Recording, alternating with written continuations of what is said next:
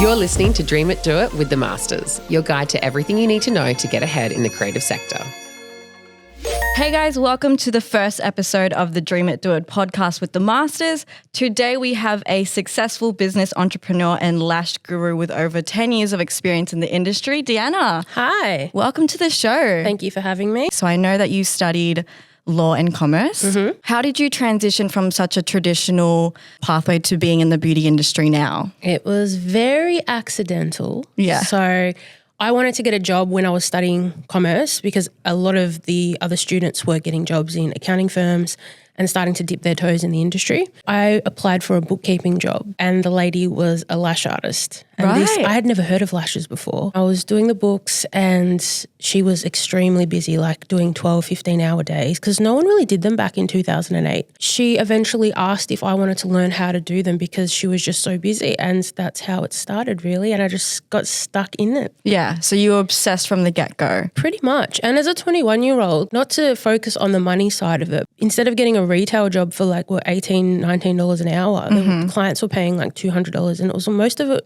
for her was cash. I was always entrepreneurial even from school. So I just saw a business opportunity and I took it. You were like, I want to get my bag. Correct. I want to be on the grind. Absolutely. Absolutely. I've always been like that. So yeah, that's how it started. Yeah. And then that's when you started Lash'd Eyelashes? Yes. Yes. How did that come about? So I first started doing them from home and I was still living at my parents' house, but I was quite a spoiled and audacious child. Yeah. So I kind of went against my parents' wishes to do that and would do it during the day when they weren't there. I decided to rent a room in a salon and I started there and I did a Kudo deal. Do you remember Kudo, Scoop-On? Back then they were really big and they were jumping on getting small businesses to get on board to obviously gain more exposure and get clients. So the way that worked was you did a deal and then they would give you 50% of that deal price. Right, so if I offered say $50 lash set, I would get $25 for each set and they would pay in a lump sum before I even attended to the clients. Yeah. So for me, it was a good cash influx, but there were a lot of negatives that came from that. But that was how I got the ball rolling with clients. Yeah. Yeah. And did you have to promote yourself through word of mouth? Was it social media? Well, there was only Facebook back then. Right, yeah. So I started a Facebook page. I had a really crappy website because there was no Shopify. I don't even know if it was Wix back then. Could have been Wix. Yeah. But it was really basic, really tacky, really Microsoft Word logo. No Canva. No Canva. I got pretty lucky. I got in the industry at a good time because not many people did them. I will admit that I took for granted how busy I was and it got to my head because I was young as well. I was a bit like arrogant about it and I was making like $1,200, $1,500 a day. Yeah. Yeah, and I wasn't probably doing the best job either. These days, because there's a lot more lash artists and the industry has expanded, if you don't do a good job, someone will go somewhere else. You can go somewhere else, yeah. Where like back then it was like, well, you take it or leave it. Yeah. So I wasn't developing my skills. It was just, it is what it is. Yeah. If that makes sense. I So wasn't you doing were a crap job, but you know what I'm saying? Yeah. I feel like there was probably a gap in the market and you just filled that space. Absolutely. Yeah. So how did you like run your business through COVID? I go through phases where because it is a really not labor intensive, whereas you get tired from your body. It's just sitting in the chair for hours and hours and hours. It's kind of repetitive. And when COVID was hitting, I initially saw it as an excuse to like weasel out of the business and get into other things. And I felt like I was staying stagnant being a lash artist by myself. And back then there weren't many lash salons and I didn't have the capital to open my own. And the people that I went to, like I went to my dad, he wasn't going to give me money, but I was like, Dad, I want a lash salon. The bank of dad. Yeah. And he's like, no, it's not going to work. So I kind of thought COVID was a good opportunity to get out, but like something in me was like, no, I don't want to really stop. So I taught myself how to sell online courses, digital downloads, ebooks. I got kind of Gary V'd into the internet that way. And then I thought, well, what do I know best? I know lashes best. So let's trial out the digital world using the lash topic. And I created an online course to help lash artists create their own lash course to train. Yeah. So you basically went from just being a lash tech to an educator in the space. Yeah, because at the time, there was a few years ago, there was like an influx of people that wanted to train students in the lash industry. Yeah. And there was a lot of discrepancy with, is it regulated? Is it not regulated? Like, how do we get an accredited course? And then you had to go get your TAE and become a registered training organisation. And not a lot of people wanted to do that. Yeah. And then there was a lot of backlash aimed at people that were offering courses that maybe were subpar, or people trying to train but weren't delivering an A+ course. I don't like criticising someone without offering a solution. Like, we're not all made to be perfect at one time. But lash artists out there who are great lash artists but just need a little bit help developing a course that is great for their students. I thought I would try to develop a course that would help lash artists structure a comprehensive lash course that would be beneficial to them and their students. I first introduced a kind of, let's say, initiative where you could register as like a high-level accredited lash artist because your skills were meeting a certain level, your business acumen was at a certain level. And then I thought, I really don't feel comfortable offering such, like, it's at the end of the day, it's a certificate that I'm making up just so people have, like, it's just a marketing gimmick. Yeah. I didn't like that. And I'm like, you can't use the word accreditation anyway unless you are a registered training organisation or offering an accredited course. So I got rid of that straight away. And then I just thought, look, at the end of the day, my goal is to help people. It's not to like give everyone a stamp of approval like a medal because I'm not an authority figure.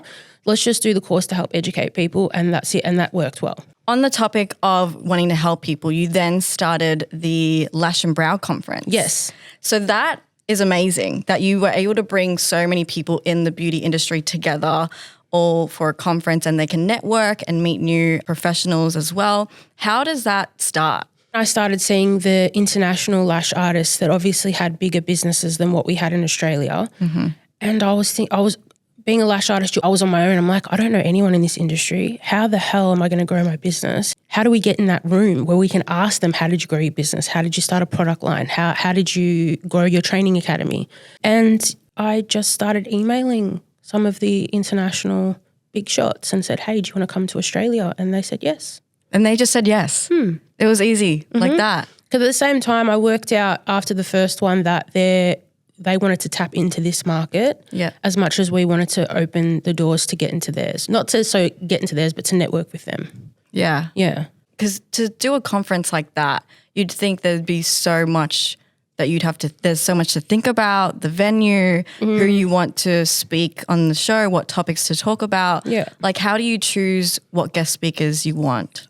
I've kind of refined it over the years. The first conference we had, I was looking just for the draw card names. And then I also wanted to give a platform to small business owners in Australia who might not have had access to a stage. Being in the industry for over 10 years, you're also learning constantly something new. There's something always new. So it's like you want to take some advice from these speakers as well. Absolutely, I do. Yeah. The one in Sydney that we had straight after COVID was an absolute success and sold out simply because everyone was just wanted to get out. Yeah. So I got very lucky as well. So it's like a socializing event to just see people doing the same thing that you're doing as well. Yeah. It like reinforces, okay, what I'm doing actually matters. Yes. And people are interested in this Correct. stuff. I hope one day I have a team of people that can help make these choices and bring new talent to the stage. But we just want to bring value. Yeah. So it's all you making the decisions at the moment. For this I'm a conference. one-woman band. Yeah. Love that. She's girl bossing hard. I'm trying. I just don't want to let anyone down. You want to have a good business, but you're also trying to do good for everyone else who's attending. Correct. Yeah. And alongside with doing the conference, you also manage your own salon. Yeah. So I've just opened that. Well, at the start of the year, I opened that. So it's still growing. Yeah. I have contracted just a junior artist and a brow artist to work in there. And the conferences are my main priority because there's a lot more people that I don't want to let down. But and also I had 2 conferences this year. I was crazy. Crazy. So next year, moving forward, it'll be strictly one a year. Yeah. So we can make it the best event ever. What is like a piece of advice, or what is the first step that someone should take when they're doing something like that? Don't rush the process. When you're a solo lash artist and you're either working from home or renting a room, you've got low overheads. Yeah. And it feels like you're making bank. Yeah. Because you don't have many bills. As soon as you open a salon, that profit margin reduces substantially. Right. All the bills coming in. Yeah, it's not like, I'm not trying to put anyone down. Like I'm going through it right now, so I can tell people my profit margins were a lot higher a couple of years ago.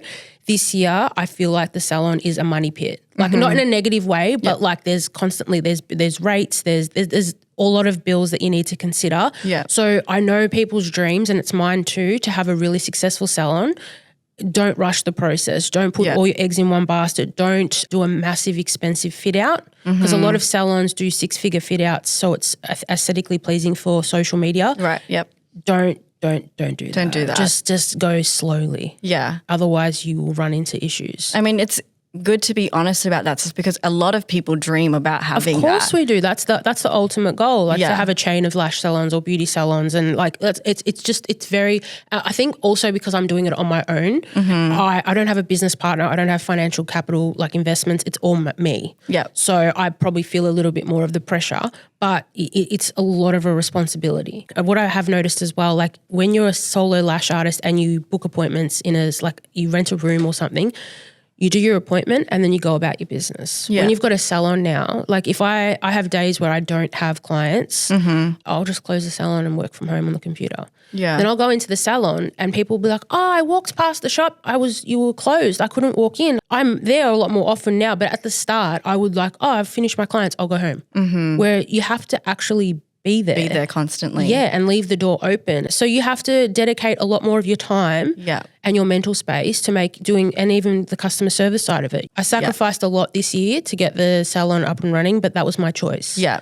So how do you balance like personal life, relationships and with work? At the moment, I try to dedicate a day where I don't do any client. Like obviously I've got Sunday, Monday off. Yeah. Sometimes I open Mondays if I feel like it, but I try to dedicate a day that I don't do clients because it's a different headspace. Right. So when I do clients, I find that I can't do admin after I finish the clients. Because you're just... Yeah, it's like when you're in that customer service role as well. So you're dealing with people. My social battery will die, so it makes me lethargic to do anything else. So I try to dedicate a day a week where I'm like, okay, no clients. But it's just a balancing act at the moment. And my partner's really supportive. Like he came to the conference and he was helping me in the morning and he was running around. He's not used to like me being the show pony. He's quite private as well. Do you reckon like when you're looking for partners or relationships, like you've got to let them know I'm a busy woman? We only started dating this year, but I knew him many years ago. So he already knew me. But before we got back together and I was in the dating pool, a lot of guys find it intimidating when you can hold your own. They don't say it explicitly, but you can tell by their behavior or the way they speak to you. But I have experienced that they start to try and talk slightly down to you to try to get that power. They want to be up here. Yeah, that power balance. And I'm like, no, this is not going to work. Yeah. Going on to the topic with like all your businesses and brands and everything, we know that social media and podcasting is such a big thing in the industry. How do you use social media to like grow your brands? If you ask anyone I know, I will say that I'm horrible at marketing, and I've read that many marketing books about top of funnel, middle of funnel, bottom of funnel, this and that, and like TikTok is good for brand awareness. Like I know in theory how it all works. I use Instagram for building connections with people and stories and creating educational posts or quick promo posts for like Black Friday sales and things like that because the audience is already there. Yeah.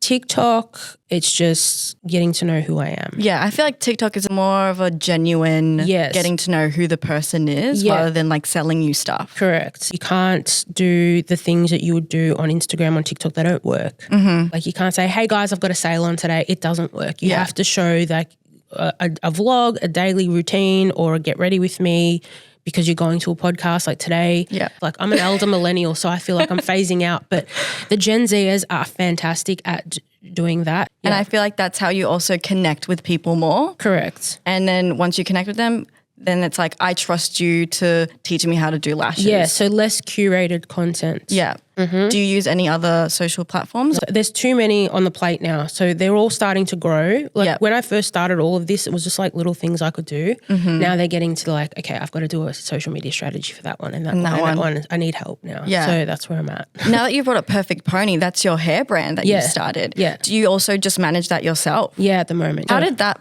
come about? Lockdown. Right, yeah. Lockdown. So we released at the same time as our main competitor. She dedicated more time to her TikToks that went viral. And I was just a bit, what the hell is TikTok? Like at that point in time. Yeah. And I was still very shy in terms of making content. I spent a lot of money sending product to influencers. Yeah. So you were paying these people? Most of them. And then micro influencers, we would send a contra collab. Yeah. Yeah. How did you pick who you wanted to promote the brand? Obviously, like if they did hairstyles that were suitable to like this, the flyway serum and the wax stick.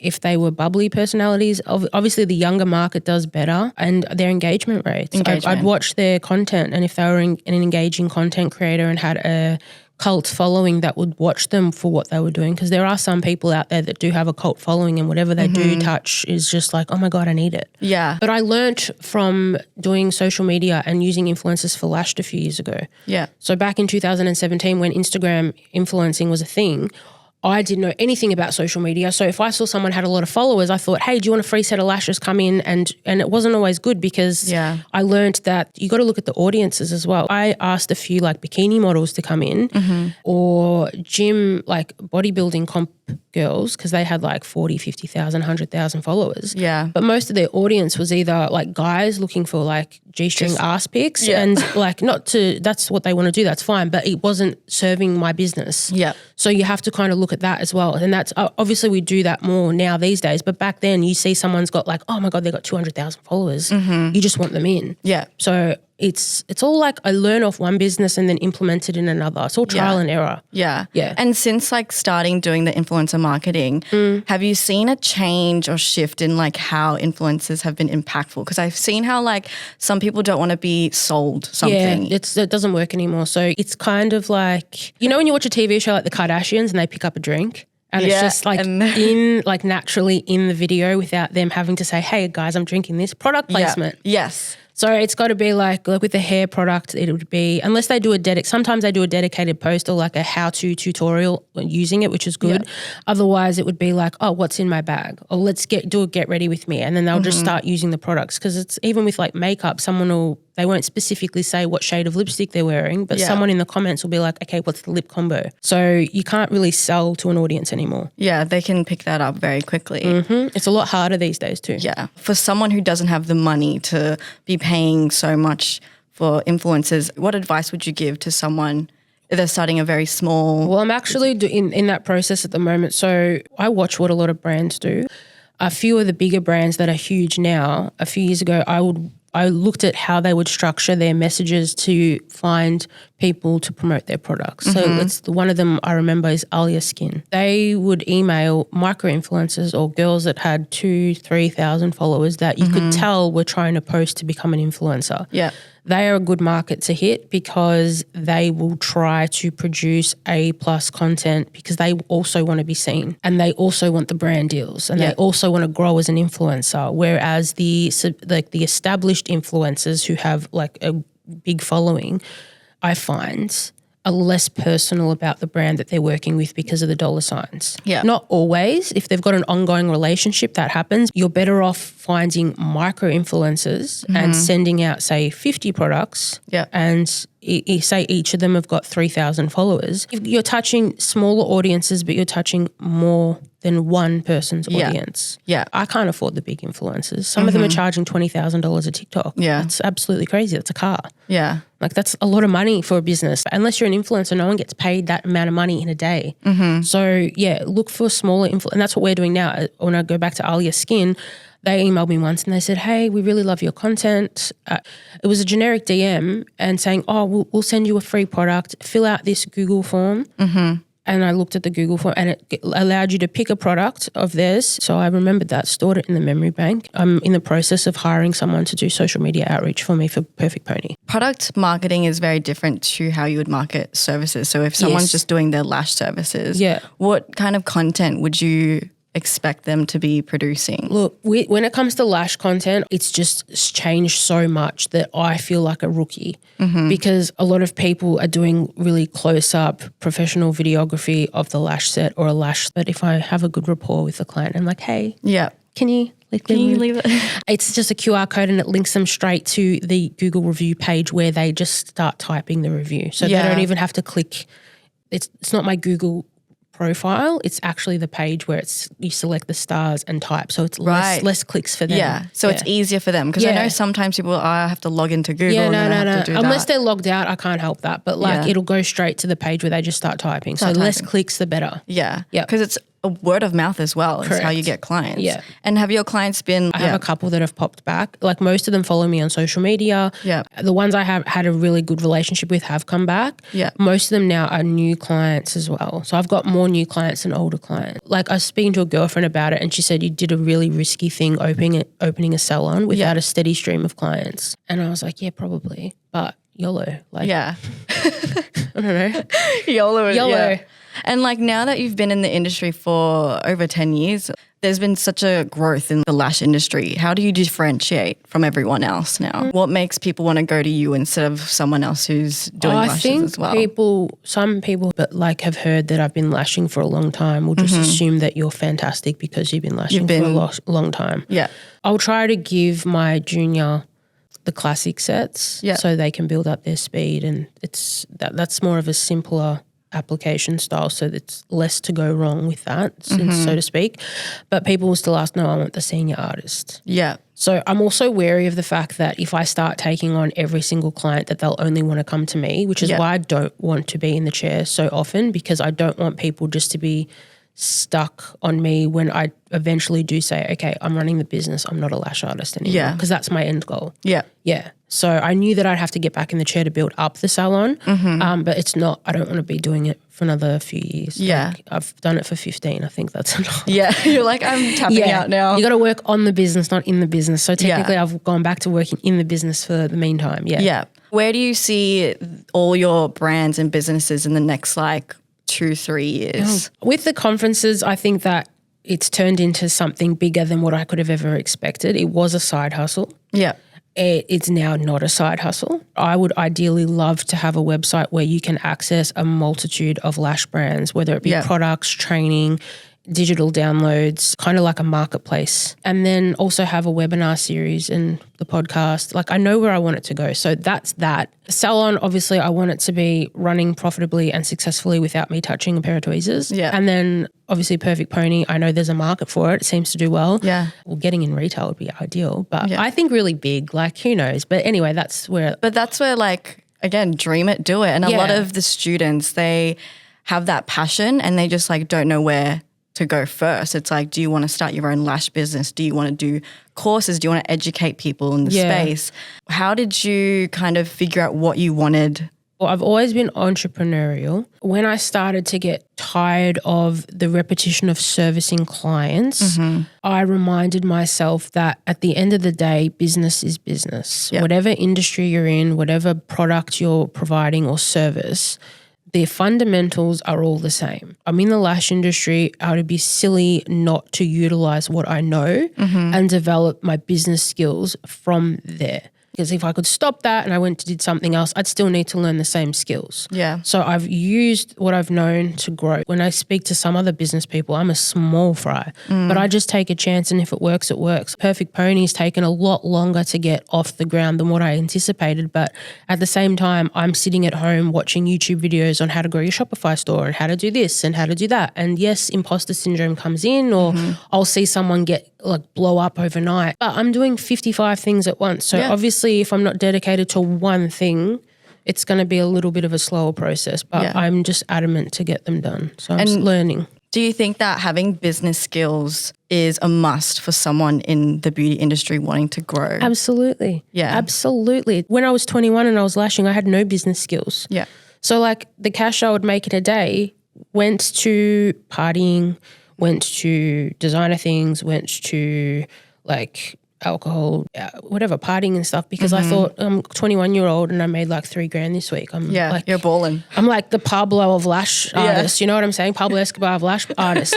But if you don't have the right business skills and you don't have a plan in place, it doesn't have to be a concrete plan. My plans are in my head, and I've just learned over time, and you learn how much things cost as well. So you just slowly, and if you've got help from parents, family members, or you're confident enough to ask for help from business owners, if they're nice people, they'll help you. My early 20s, everyone, your friends are partying, your friends aren't really business driven. Now, like, I don't make a point of becoming friends with business owners. I just seem to we gravitate towards each other because we understand each other. So you get business advice. So a lot of my friends, especially through the conferences, own salons. Yeah. So before I opened one, I was like, I want to open a salon. They're like, do you want to? And I'm like, yeah. And they gave me advice. Okay, you need to do your variable costings for this. You need to do this. This is where you should price your services.